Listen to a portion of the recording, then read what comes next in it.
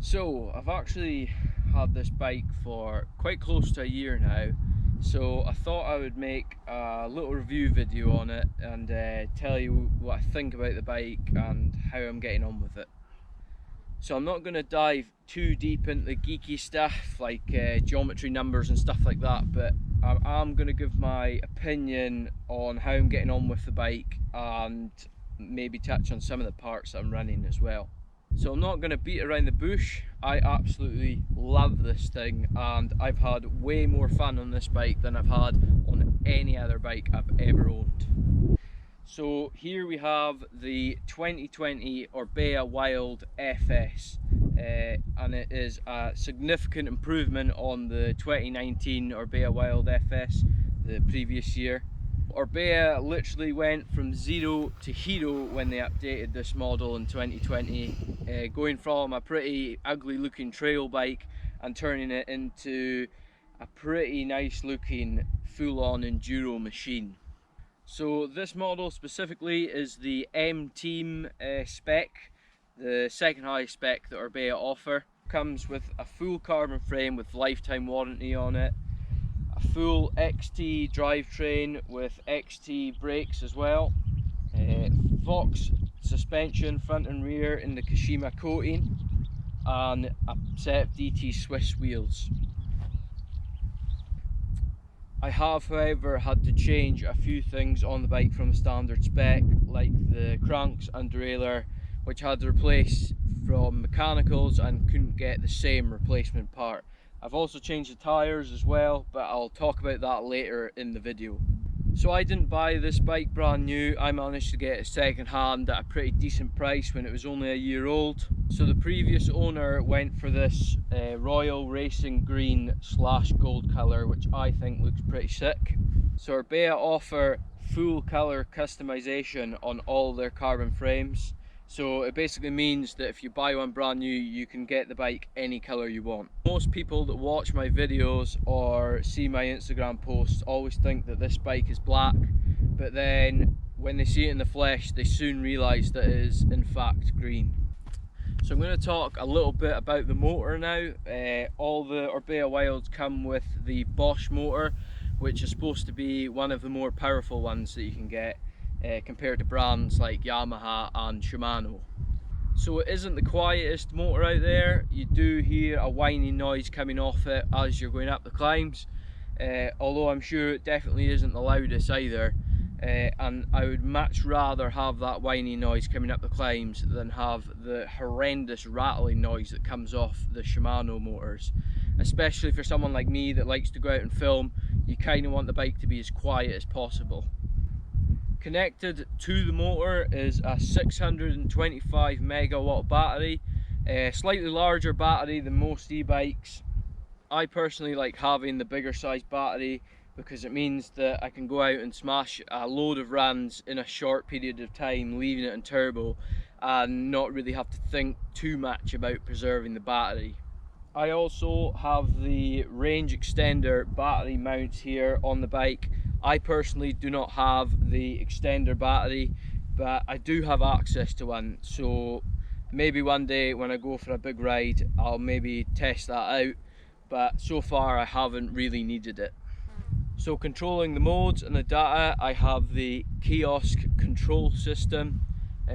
I think it looks a lot nicer than the standard system that comes with it. It's a lot less bulky and it looks a lot cleaner in my opinion.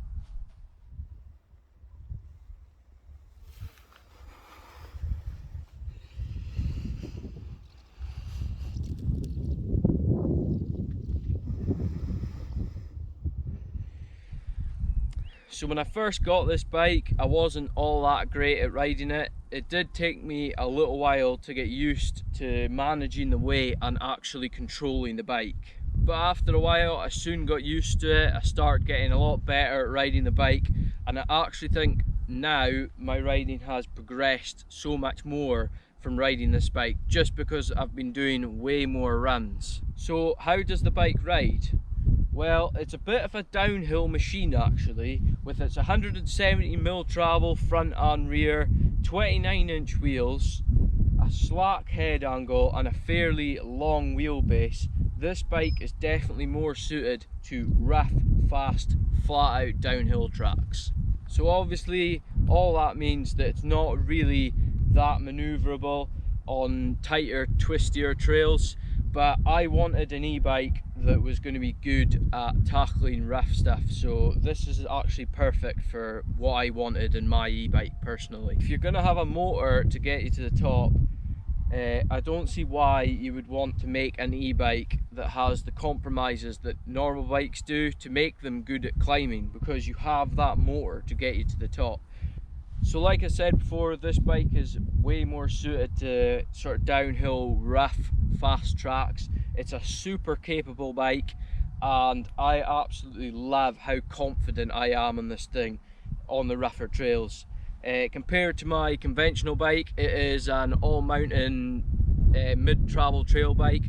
I can ride so much faster on this thing on downhill trails than I ever have, and I've had way more fun on it as well. So after nearly a year of owning this thing, I have picked up a few bad points about it as well. The first thing I'm going to talk about is the tyres.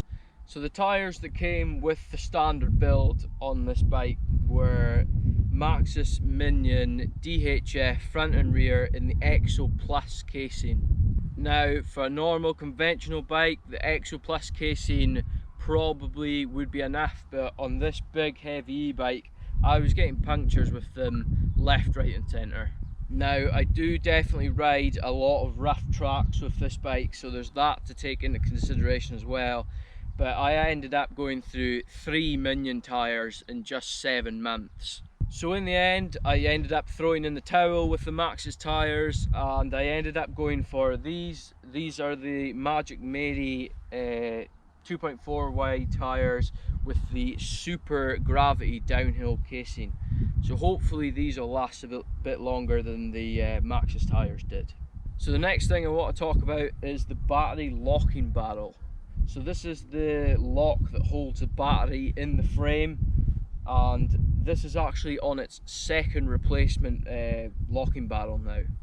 So the previous owner managed to snap his key inside the first locking barrel, and then while the bike was in my possession, the replacement locking barrel for that ended up seizing up, so I had to get yet another replacement locking barrel for it. So it's not been very good so far. So the locking barrel doesn't quite line up with the hole in the frame, which makes it quite awkward to get the key in and unlock it.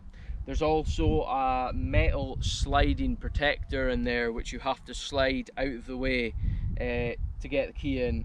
I imagine it's to stop dirt and things like that getting inside the barrel, but I feel like something as simple as a rubber plug could have sorted that, and it would have been a lot easier to get the key in without that metal slider.